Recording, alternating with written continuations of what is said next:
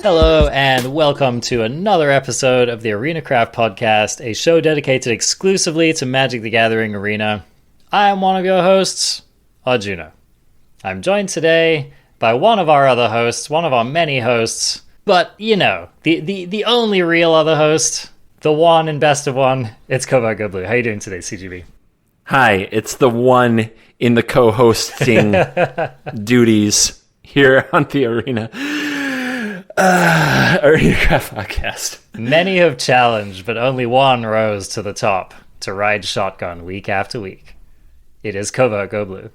Just defeated them all with my ability to show up, hit record reliably.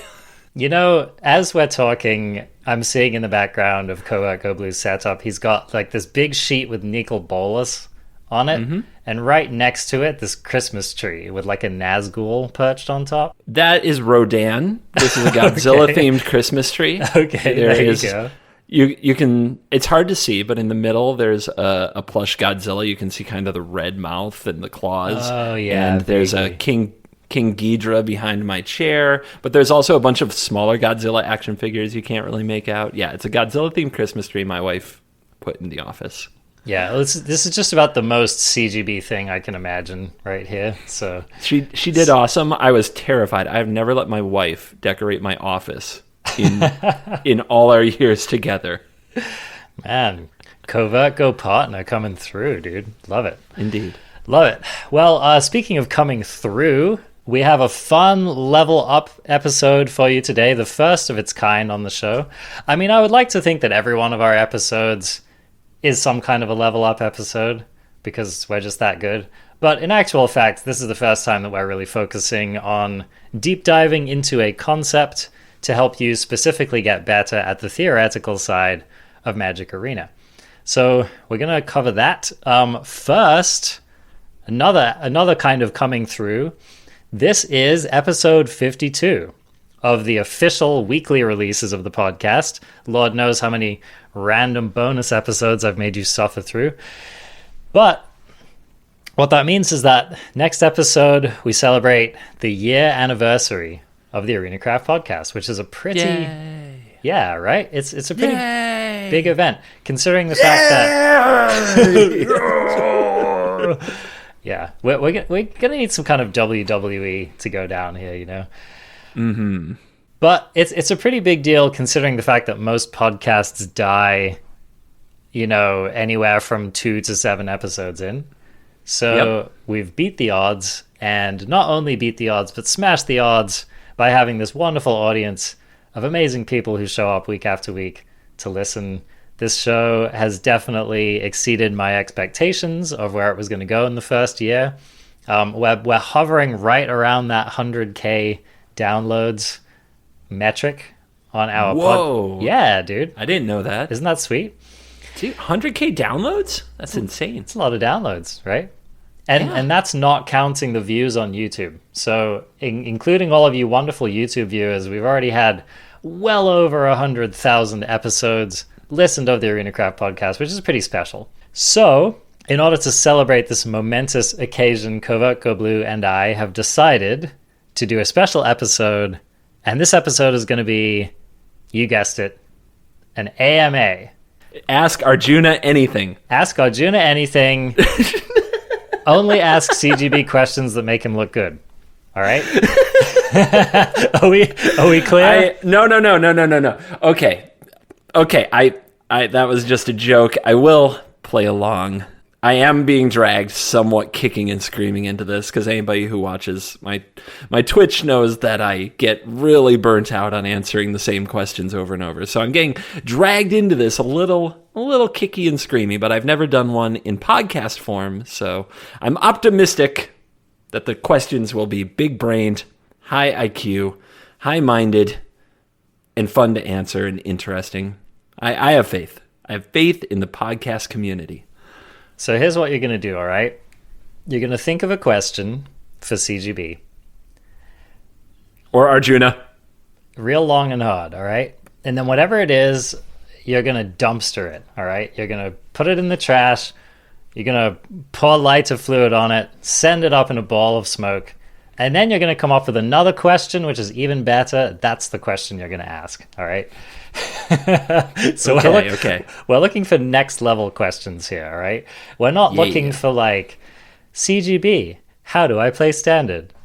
We're not looking for, Arjuna, what's the best draft common in Zendikar Rising Limited? We want next level questions, all right? We want galaxy brain questions. We want questions where, like, once we're dead, like, people on VH1 interviewing you are going to be like, what's the dopest thing that Arjuna ever said to you? And you're going to be like, I asked this question once on the ArenaCraft podcast, and it was epic, okay? So that's the level of question that we're talking about here, okay?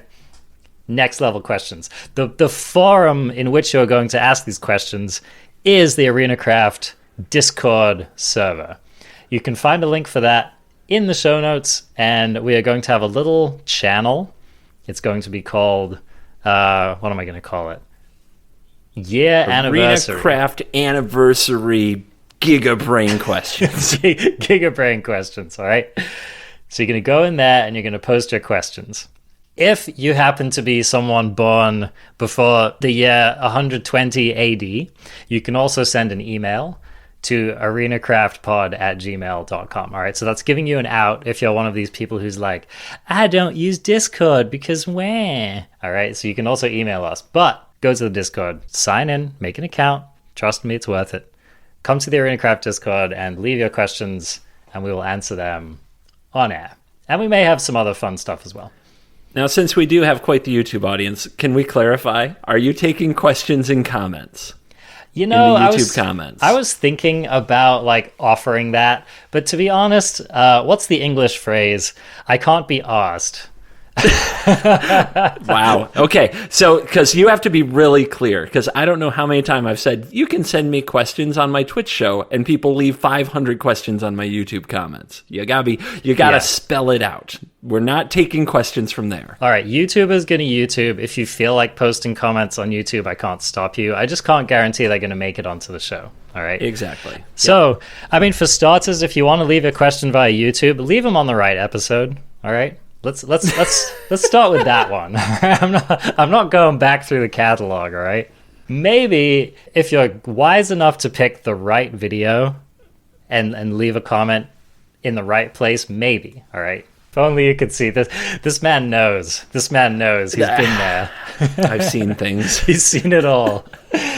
Okay, so I think that's enough congratulatory backslapping for one episode. We'll probably do more of it, but, you know. At least we drew a line in the sand, right, CGB?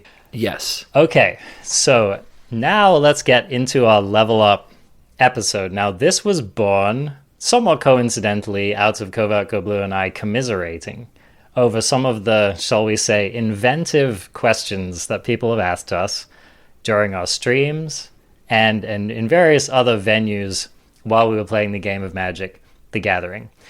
And I think that this is kind of, as a content creator, one of the things that you have to do is you have to pay attention for like the squeaky wheels, okay? Because, you know, people like to learn all kinds of stuff about Magic, but there are these consistent themes that keep coming up time and time again that really make you think, wow, I think that there are a lot of people out there who need this information. So one of these such topics that came up for me, which I know that CGB deals with probably every day of his life, is the topic of which cards to include in your deck and why. Now, we're not going to do like a specific overview of the whole concept because that's like a really, really massive topic. But what we're specifically talking about is a scenario like this. And I'm sure that this happens to CGB all the time, right? CGB's playing on the ladder. Someone resolves, let's say, an Ugin against him, okay? And immediately someone pops into the chat saying, CGB, why aren't you running X card in order to ensure that you never, ever have to deal with a resolved Ugin ever again in your life, right? Sure. Okay, now I'm sure that a lot of different thoughts go through your mind when this happens, CGB. But I think the the exasperated and or busy streamer will probably just say something like, it's just not good in my deck. It's not worth a slot.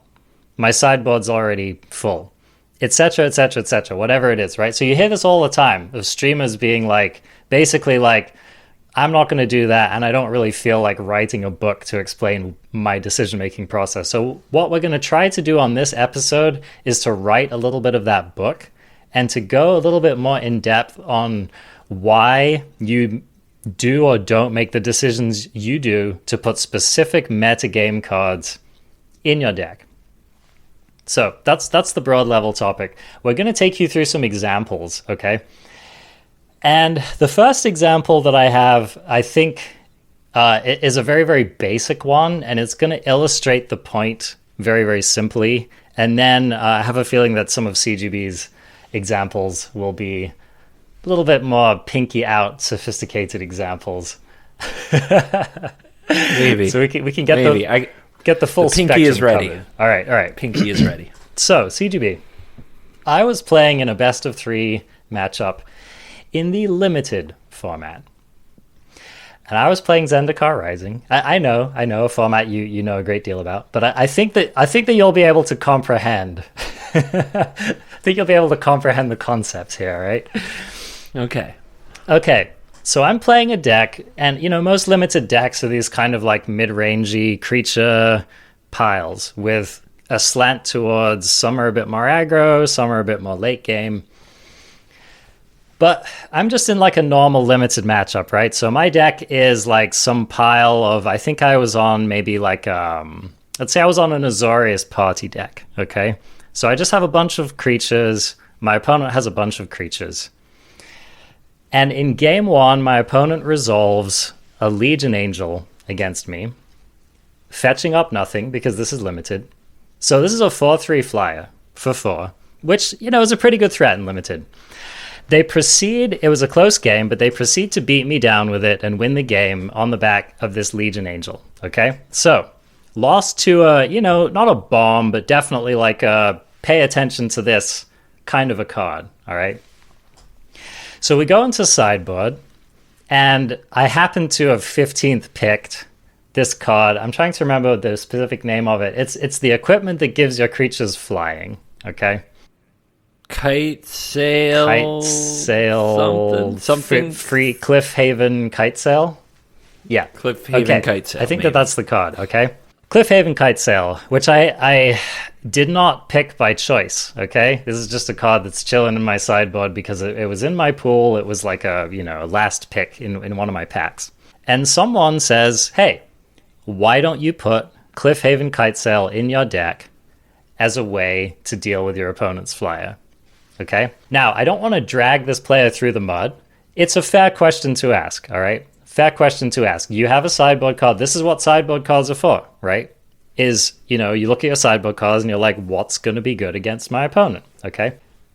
In the moment, what I basically said was, that card is not good enough to put in my deck, so I'm not going to play it. But I want to go into a little bit of why that card was not good enough to put in my deck and why it was not a good fit for that particular moment.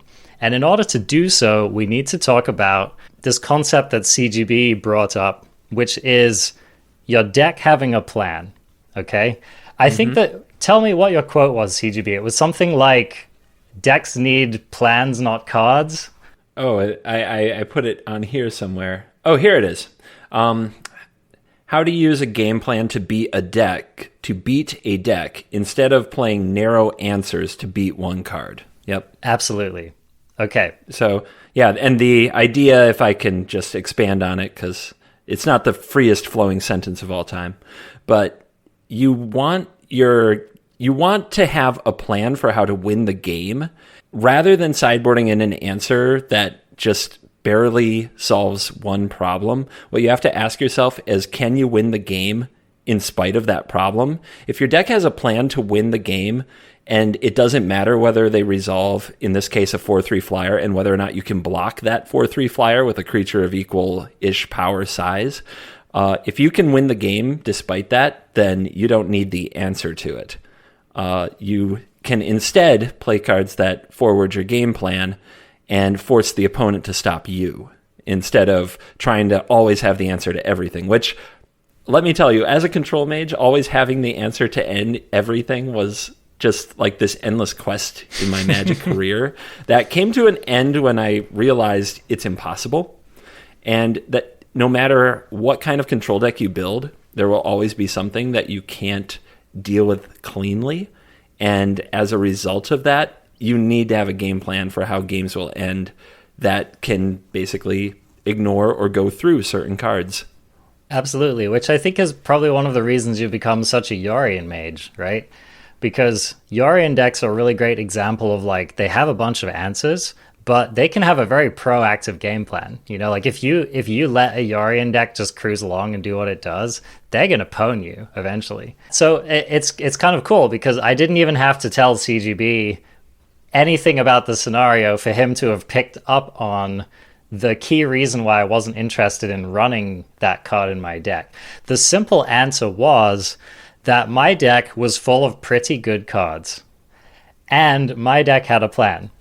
And the plan of my deck was to play a number of different party creatures, assemble a good board presence, and win the game through good points of interaction, through trusting that my deck was going to synergize the way I designed it to. And I also had a fair amount of removal as well. So here are my two options, right?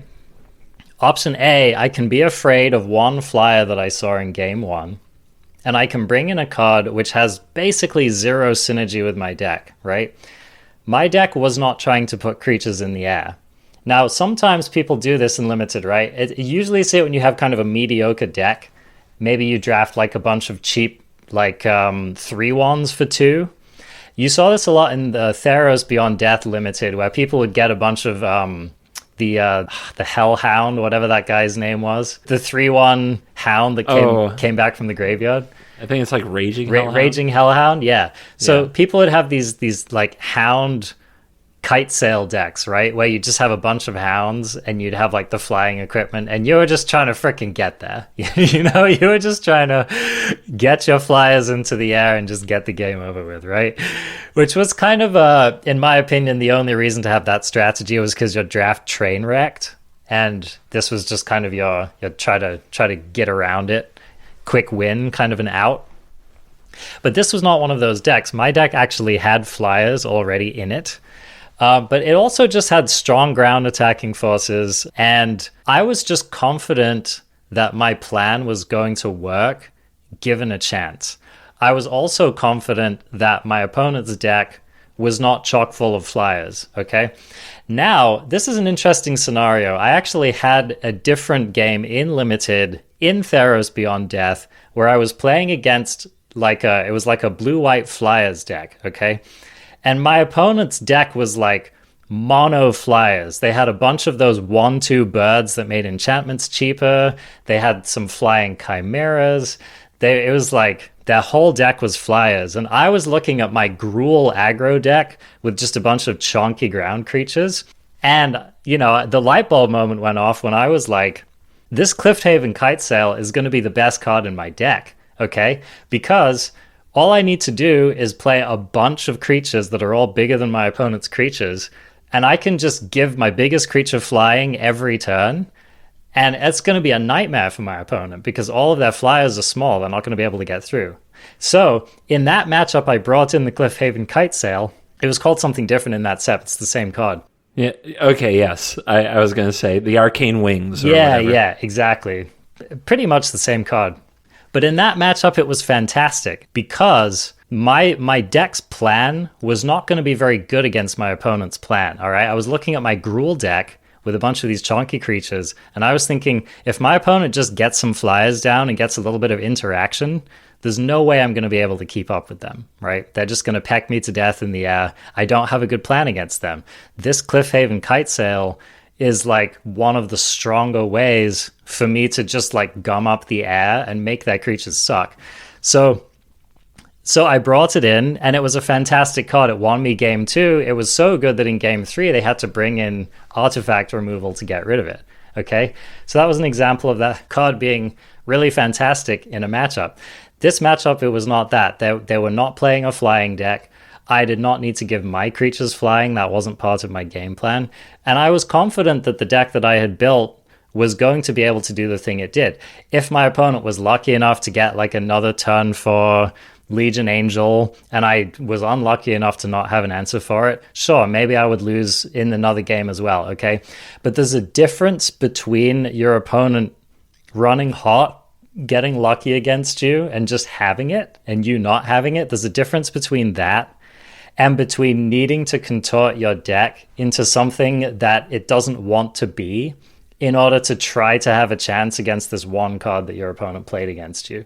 So what I want for you guys to be thinking about is not, I'm afraid of this angel and I have a card in my sideboard that can deal with it. I want you to be thinking about, what's my opponent's plan?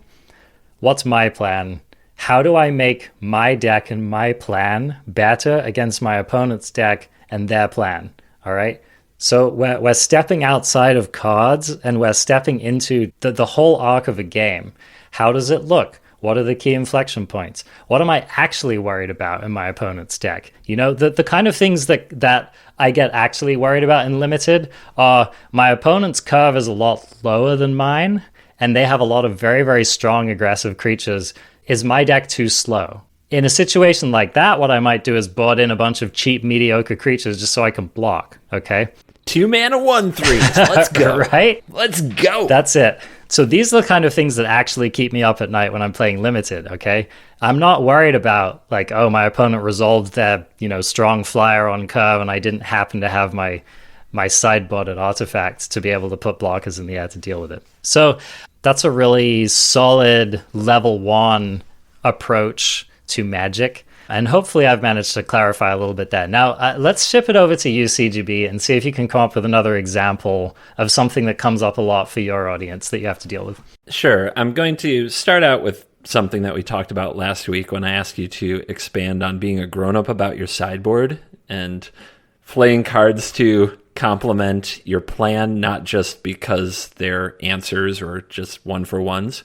And I think that when people are getting interested in sideboarding and playing best of 3 Magic, one of the earliest things that you do is you grab the cards that are usually narrow but very good and very good rate, and you put them in their sideboard. For example, I think I went for years, and every sideboard I had duress and negate in it. Yep. And those were very good cards. But the part that took me longer to grasp was, how do those complement a plan? And if I'm in a control mirror and I'm playing, say, a Teferi Hero of Dominaria Esper deck against another Teferi Hero of Dominaria Esper deck, then the person who has a Teferi and gets to resolve it, use the +1, and then untap 2 lands, has a huge advantage. So my duress is designed to make sure that the Teferi resolves. And the negate, or Dovin's veto if you like, is designed to protect the Teferi after it resolves. So every hand I keep and the cards I take out and the cards I put in are designed around this plan, and so are the first several turns of the game. I don't know how many people have slammed turn 1 duress against me in these kind of mirrors, but I'm trying to do turn 4 duress or turn 6 duress. On turn 4, you only give your opponent one more turn to locate their Teferi or locate their counterspell. On turn 6, you're leading with the duress, then following with the Teferi. And that's because it keeps the windows small, and it keeps your plan intact up until the moment of truth, so to speak. So things like that are a good example of how you use these cards to do a plan, not just because they're good. When I'm boarding, if I'm a control deck in Standard right now, like a blue-black control deck, and I'm bringing negate into the deck, or if I'm considering whether or not to play it in a best of 1, and Genesis Ultimatum Teamer is really popular, then my plan against them is that Genesis Ultimatum can end the game. It can hit Terror of the Peaks, it can hit Beanstalk Giant, I can die. So I can't let that card resolve.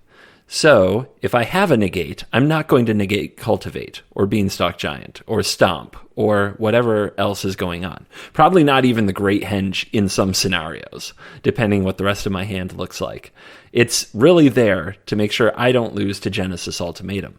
And the first several turns of the game are going to be played around that idea that I need to draw negate.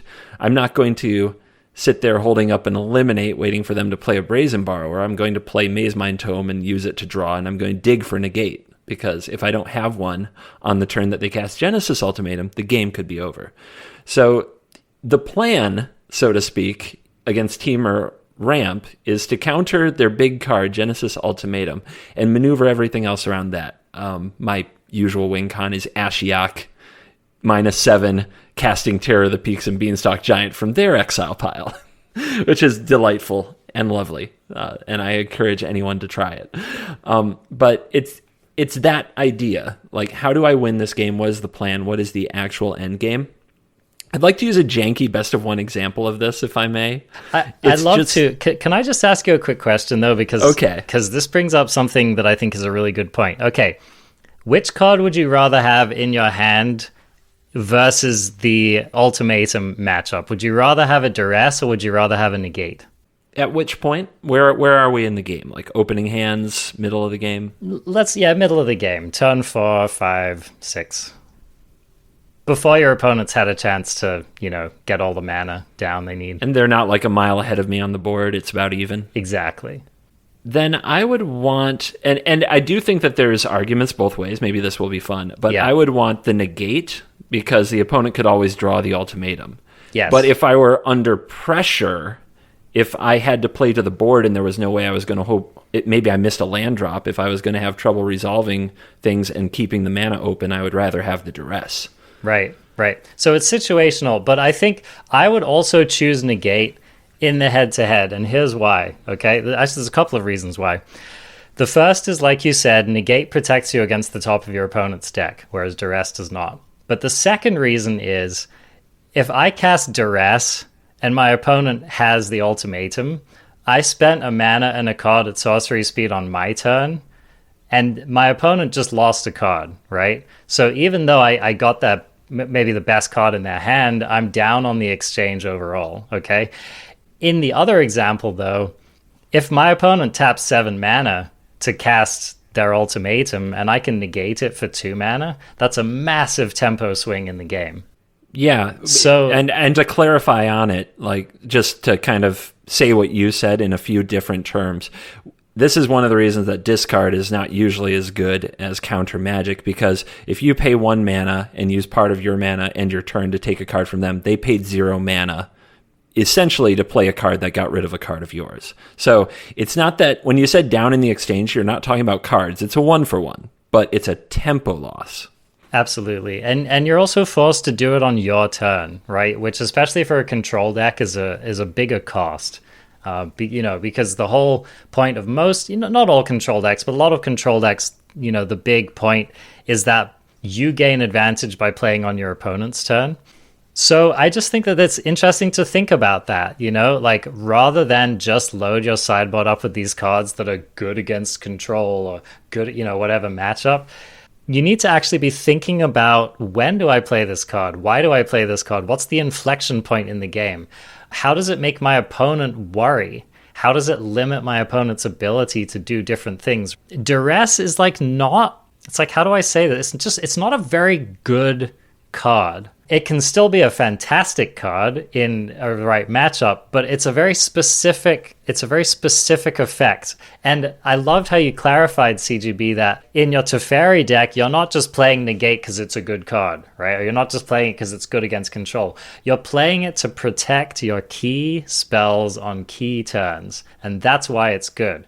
And the efficiency of it makes it better than something like Negate, right? Because instead of trading for your opponent's counterspell at 2 mana playing your own Negate, you can trade for your opponent's counterspell at 1 mana by playing Duress before you cast the spell that you're trying to cast. So again, right. I love how you highlighted I can play my Tef on turn 6 because it gives me access to this cheap anti-countermeasure, and then I can play my Teferi. And you know what? Worst case scenario, if my opponent has multiple counter spells in their hand, maybe I don't need to cast my Tef that turn. Maybe I leave up my mana for my own counter spell. That's an example in which the duress is going to be better than the negate. So these are the kind of decisions that you're making when you're putting these cards into your board.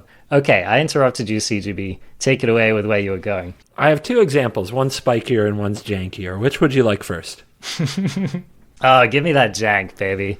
Okay, so this I honestly wish I could come up with a better example of this situation, because I've probably been through this a million times playing Magic, but this one happened to me last week. So I'm playing a mono-colorless deck, no colored cards. And so it's the only thing it has that interacts with the board in any meaningful way is 4 copies of Ugin the Spirit Dragon. All right. My opponent is playing Shrines. So they've opened up with the white shrine, the black shrine, like they have, say, those on the battlefield. And my turn 2 or turn 3 decision is how to approach this game. I could play a Crystalline Giant, which, you know, gets counters and gains various abilities and would be more mana efficient because it's turn 3. Or I could play a Golden Egg. My hand does not include an Ugin.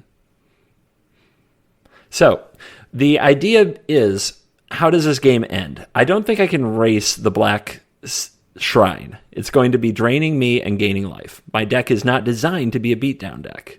My deck is designed to make a bunch of mana, play Ugin, and then win, and I don't think the Shrines player will ever beat the Ugins, unless they have counter magic in their deck, which some do, but if they do, we can't beat that, you know? We can't play around that.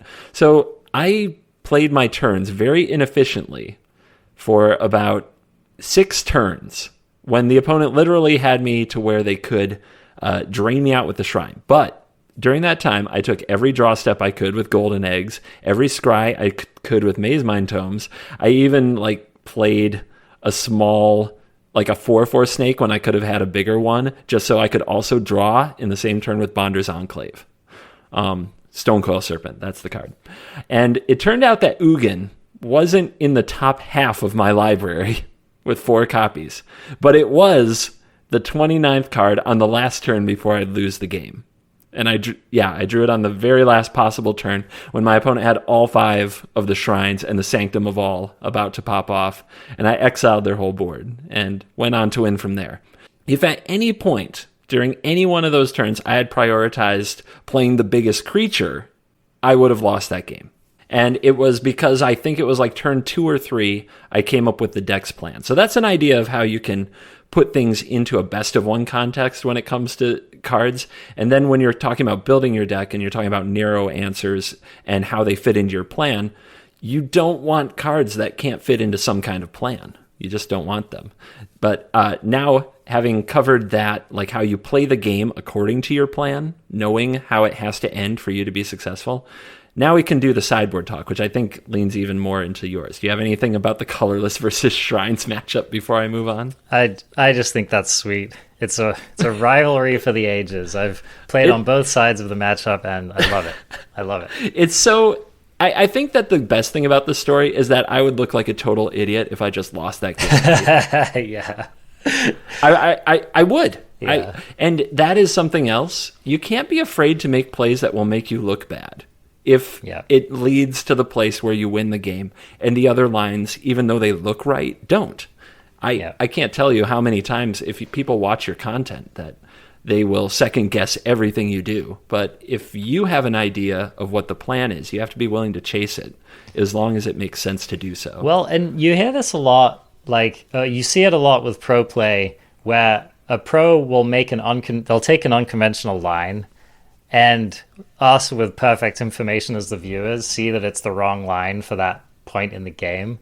And then that pro will go on to lose the game. And it's really easy to be like, what a fool. Why didn't that person just make the obvious play? You know, they had a questing beast. Why didn't they just slam it? Whatever, right? But I can't believe that a 4-time Pro Tour champion Hall of Fame player totally through in the finals. What a joke. What a joke. Magic is crap. It's all random. How did these clowns get invited to this? And here's the thing. It's like 0.01% of the time, you're right. That pro's just tired, they cracked, they got tilted, whatever.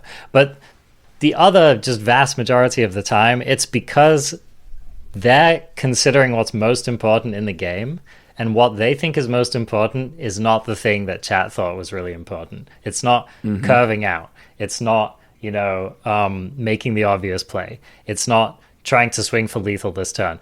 None of that stuff is what the pro is only thinking about what is my best chance to win this game.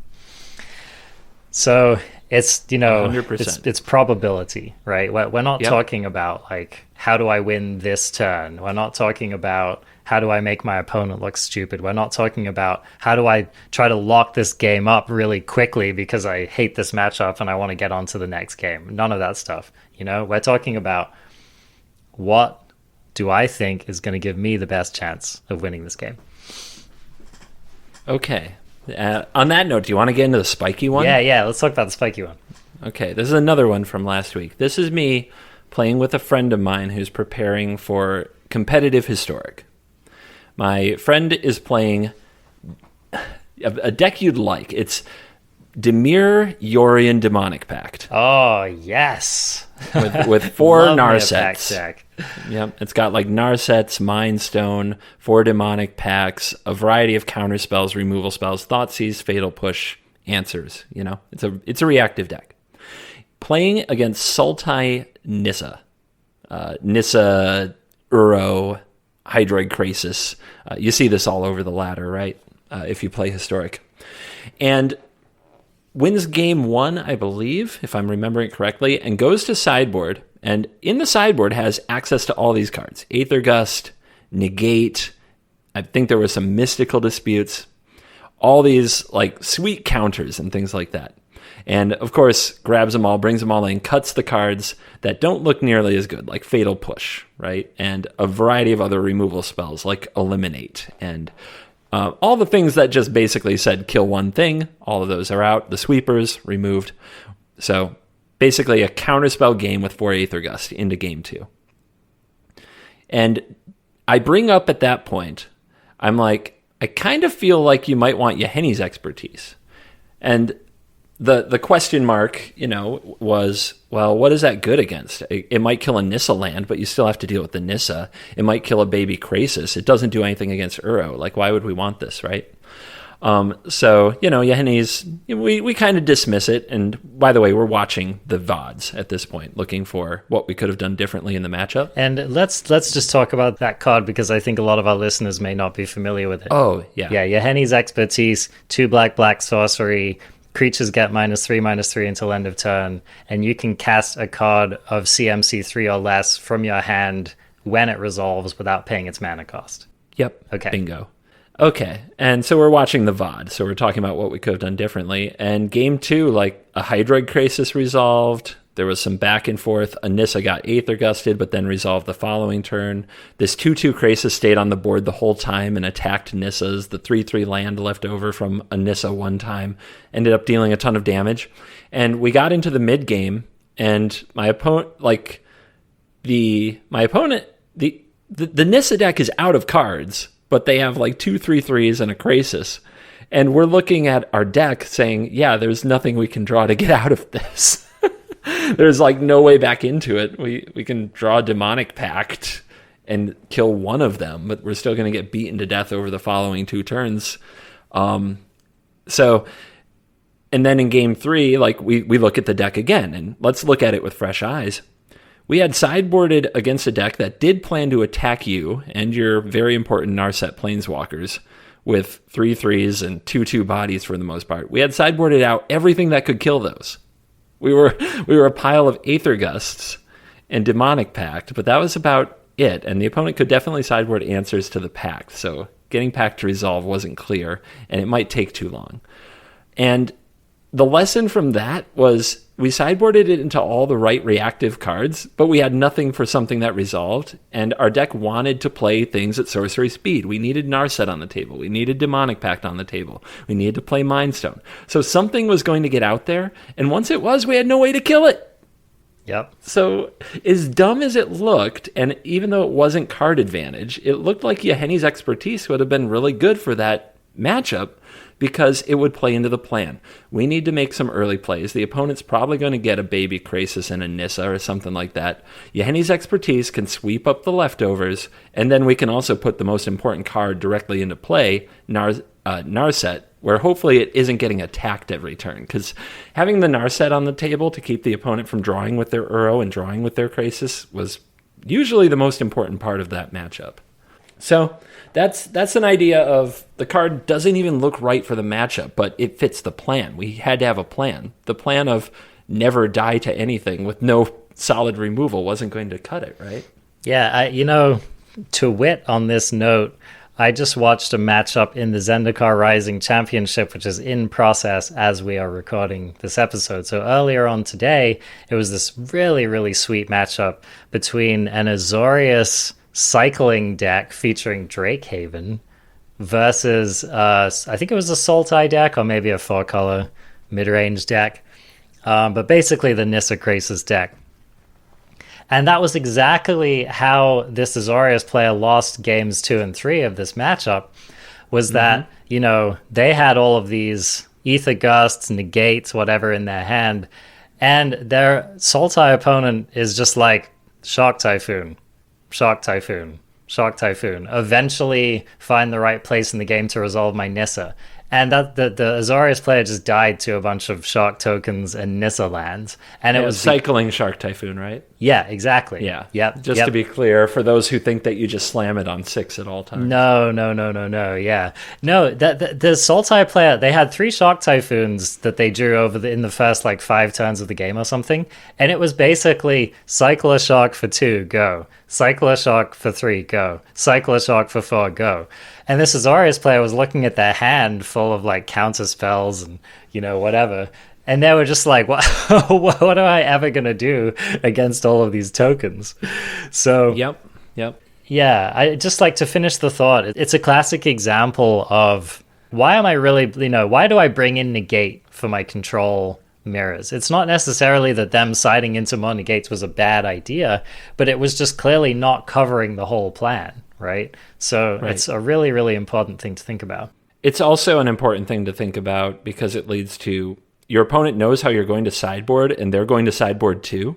Yes. So if your sideboard is a bunch of negates and mystical disputes, and you sideboard out Wrath of God and Cast Out, then yeah, you're going to die to a cycled Shark Typhoon. Yeah. Because you don't have anything to do with it, and you have a handful of counter spells, but nothing worth resolving.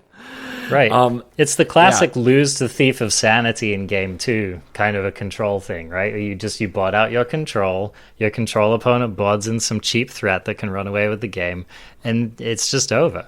I think sweepers in particular are worth kind of talking about how they fit into plans, because this is something that I've definitely had questions when I play the competitive events, because I'm usually somebody who's going to run a Shatter the Sky if it's legal in a format, right? So I'll give you 2 examples. The first one is very similar to what we're talking about. I leave 2 or 3 shatters in the blue-white control mirrors because I'm expecting them to have Dream Trawlers and trying to resolve Shark Typhoons. And I expect them to try to build wide board states because they don't expect them to be threatened. They're going to board in more threats. Does that sound... What do you think of that? Because I can tell you, when I do it, people always look at me weird. Yeah, I mean, it seems unconventional, given the common wisdom of how these matchups are supposed to go. They're normally the first cards that you cut when you go to sideboarding because they do nothing in game 1, those Shatter the Skies. But in game 2, I always want 2 or 3 of them. And I'm usually talking about an 80 card, by the way, Yorion pile in current format. So it's not 2 isn't as many as it might be in a 60.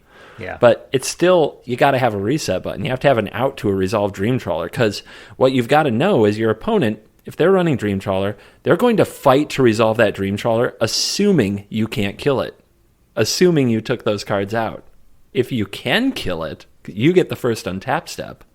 Like, you are ahead of the curve, and they fought their counters over a plan that's not going to win them the game. That's a big deal. Yep. Another thing to note is that control decks are just playing a lot of creatures these days.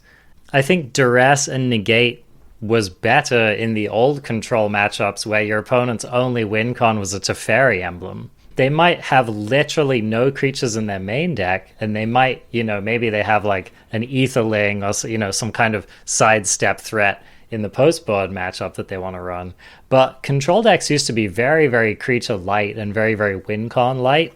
And that hasn't been the case for recent metas. We're seeing all these control decks full of Nissa, Krasis, Oro, Shock Typhoon. Any one of these cards can just kill you because it's a big creature on the board chunking you, right? Yep. So you just can't, I think it's not correct in current control matchups of any kind to assume that your control opponent's win con isn't going to be some kind of creature-based, damage-based thing that eventually gets you. So, yeah, you just... And also on that note, I want to say, like, in the game, as far as lining things up with your plan, I'm not going to keep a hand, or I'm not going to keep on top with a scry these sweepers early. Like, the plan isn't to draw them early. The plan is to draw them, like, in the middle of the game. You want to have them at the right time. So I just want to stress that, too. Just because I put something in doesn't mean I want it early in the game. I have a vision for how things are going to go. Yeah, and you have to be unafraid to just bottom it and think, I may never see another one this game. That's probably okay. The other thing that I do that drives people nuts, I'm sure, is I sideboard out all the sweepers against decks with a lot of creatures. The best example of this is if I'm playing Blue-White Yorion against Rakdos midrange. Rakdos midrange is all about getting that graveyard value, that Kroxa value, and a smart player is always going to pace their threats anyway, plus killing their creatures and sending them to the graveyard is often exactly what they want. And many of their creatures, such as Bone Crusher Giant, Kroxa, Ox of Agonis, draw a card for Shatter. So they're just getting ahead and getting exactly what they want from Shatter. So even though they might build a wide board with Temeric Calls the Dead, there are two things you have to think about. Thing number one, they're not going to expect you to take out Shatter. So they're going to pace their threats because they're not a very fast deck. They're not built to beat you down quickly. So they're going to pace their threats, expecting Shatter to be there. And then thing number two, you don't want to play their game. You don't want to give them value and spend your turn sweeping the board when they want stuff in the graveyard, plan to get it back, and trigger abilities doing it. It's playing the wrong game. The game that you want to play is that they play kind of their slow, derpy threats, and you play your exile ability stuff that keeps things out of the graveyard. Glass Casket, right? Skyclave Apparition, Elspeth Conquers Death. You just want to hammer those things over and over. Over and over. Absolutely. Great. Let's move along to another example of sideboarding that I think is a little unconventional, or a matchup in which what you think is the correct thing to do ends up not being the correct thing to do. A couple months back, decided that I wanted to make a quick run to Mythic. I was tired of dicking around in like Platinum and Diamond playing, whatever I was playing. So I decided to sleeve up Gruul Coco and just get my smash on and smash my way through Historic. And it was very effective. And one of the reasons it was so effective was that people were really, really, really bad at sideboarding against it. And this is what consistently happened, okay? My deck list was in key spots on the curve, okay? My deck list was running Robber of the Rich, Gruul Spellbreaker, Questing Beast, and then, of course, I had Coco as well. Collected Company, exactly. And this is what would happen in game after game after game, is I'd be playing against these Azorius decks, or these Sultai decks, or whatever. They were really popular on the ladder. They would see, creature matchup, and post-board, they would side into every Wrath in their sideboard, every removal spell in their sideboard, every Ether Gust in their sideboard, okay? And then they would just have like a couple of Teferis or a couple of Nissas, a couple of Krasis. And their plan was largely to try to interact with me, okay? Interact with my stuff on the board and maybe try to gust my spells on the stack. And I just crushed these decks game after game after game after game. And what these people weren't understanding was that my plan wasn't building a board. My plan wasn't getting a bunch of creatures down. My plan wasn't killing my opponent with creatures. My plan was dealing my opponent damage every single turn. Now, my creatures happened to be what was delivering that damage, but I had so much agency in how and when that damage was dealt because half of my creatures had haste, and my deck had 4 collected companies in it, right? So I could play around, if it was a sweeper, I could play around removal. A lot of my creatures like Gruul Spellbreaker, very, very difficult to interact with if you don't counter it on the way down. And most people bought out counter spells against aggressive decks. And this is what I found, is that the games I was losing were the games when my control opponent on the play would go Oro into Nissa, into Krasis, into you're just totally dead, bro. Or even these Azorius decks, the times they won are the times, these Bant decks, they'd go Growth Spiral into just one key piece of interaction, into Teferi, into just having a bunch of untapped mana.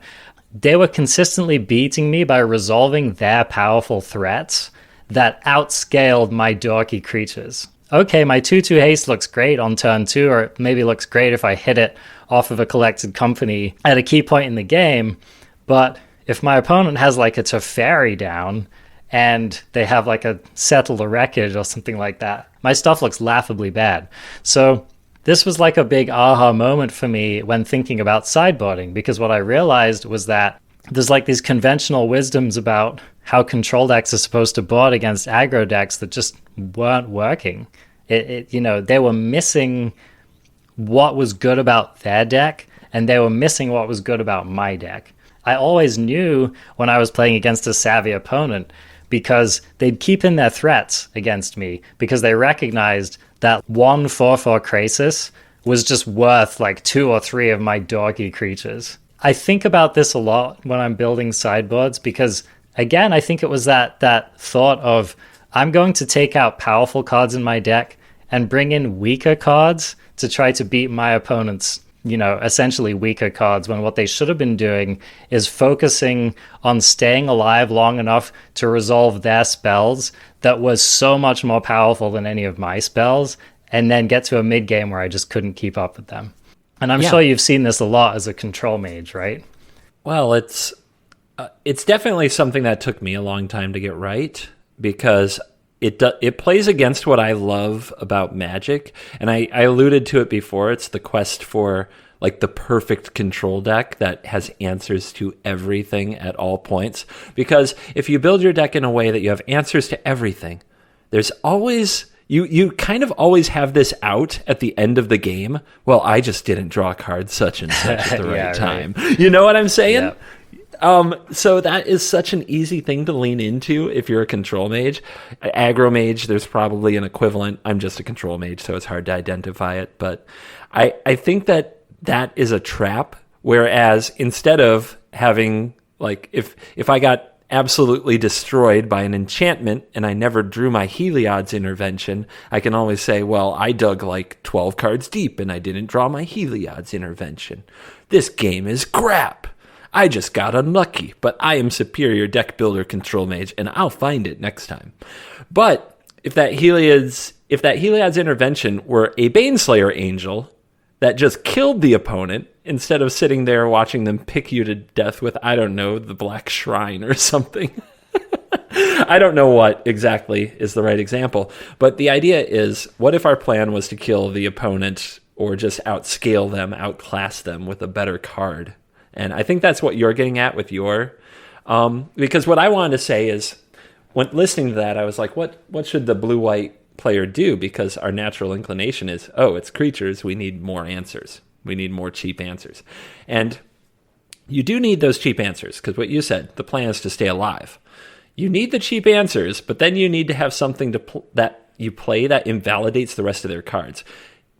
If you've ever played Teferi on a board that already has 3 or 4 creatures and just watched it, well, I guess I'll +1 and it will die, that's not the plan. That is not the plan. But Baneslayer Angel might be, because if they can't remove it, what are they going to do? They're going to attack? That thing just eats something and gains 5 life. And as first strike, so Ember Cleave doesn't, has to actually land on something with 4 power to kill it. And even then, it doesn't get the double strike. So this is a thing that I think has changed in Magic. It definitely wasn't this way when I started playing a long time ago, the Boomer Paper generation.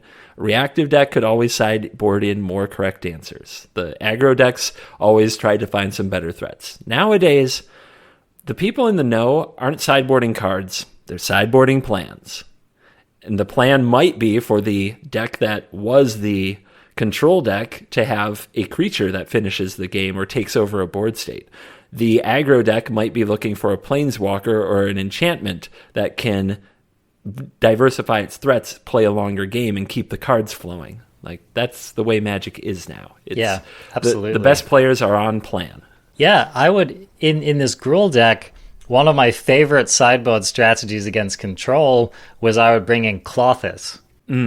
Not because it was attacking, but because my opponent would tap out for a sweeper, and then the next turn I'd slam Clothis, and I'd be like, have fun taking 2 damage a turn for the rest of the game.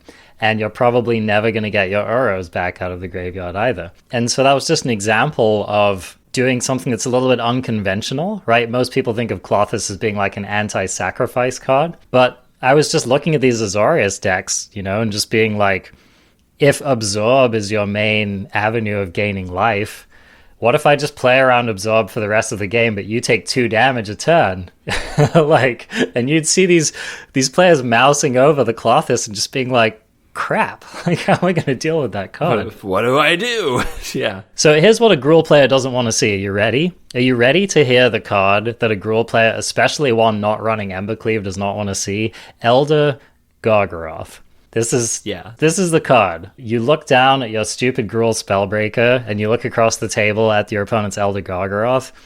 We're not running Noxious Grasp. We can't just get rid of that thing and just keep smashing. So that's the kind of thing that I was worried about as the Gruul Mage. I was worried about my opponent getting an Uro down. What aggro player in a matchup has ever won when an opponent escaped their Uro out of the graveyard? It's just game. It's like the death knell.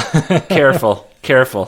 The YouTube comments are already being typed that they did that one time. I'm sure, right? Yeah. There was that one game when their opponent was at low enough life and they went wide enough and it was glorious, but no. There's a reason why aggro mages everywhere fear. They quake in their boots at the mention of the name Uro. Because it's cards like that actually really shut down your plan.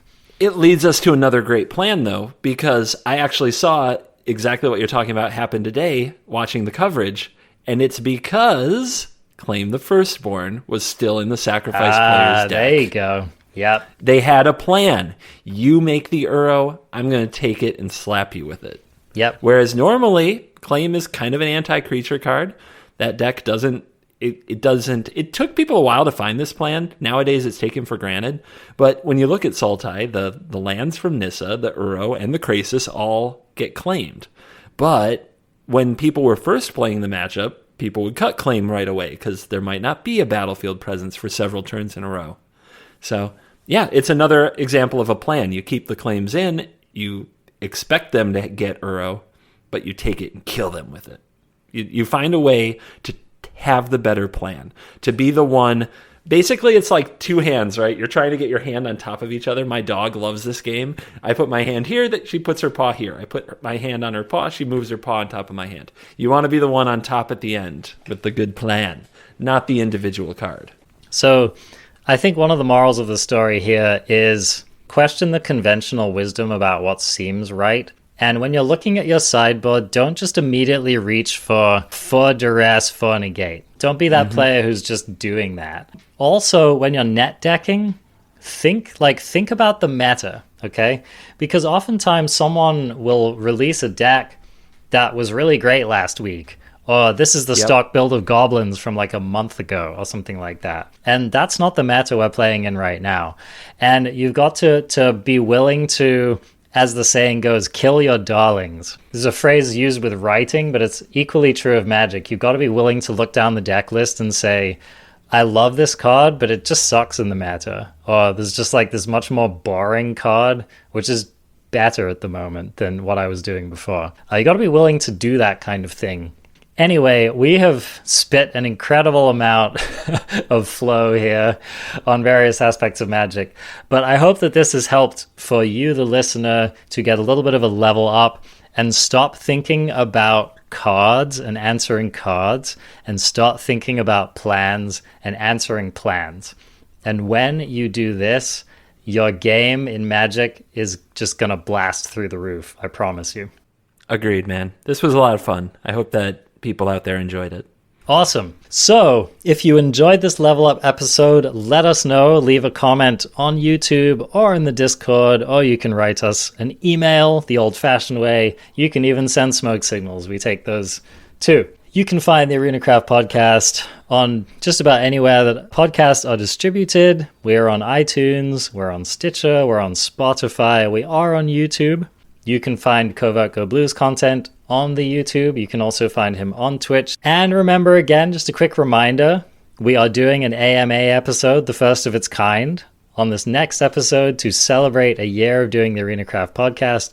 So, find a link to our Discord in the show notes. Go in there, find the 1 year anniversary channel, and post your next level, memorable, never gonna happen again kind of questions in there.